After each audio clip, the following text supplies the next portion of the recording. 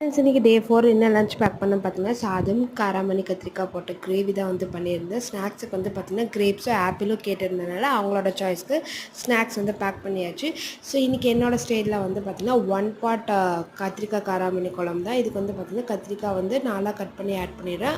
அப்புறம் over soaked காராமணி வந்து ஆட் பண்ணிட்டு தேவையான அளவுக்கு பூண்டு ஆட் பண்ணி 4 தக்காளி நல்லா கிரைண்ட் பண்ணி வச்சுருக்கேன். அதையும் ஆட் பண்ணதுக்கப்புறமா வீட்டில் அரைச்ச மிளகாத்தூள் தேவையான அளவுக்கு உப்பு 3 விசில் விட்டிங்கன்னா சூப்பராக குக் ஆகிடும். இதுக்கு வந்து பார்த்திங்கன்னா கொஞ்சமாக ஆயில் சேர்த்து கடுகு சீரகம் வெந்தயம் வந்து ஆட் பண்ணுறேன். சின்ன வெங்காயம் பெரிய வெங்காயம் கருவேப்பிலை ஆட் பண்ணி நல்லா தாளித்து எடுத்துக்கலாம்.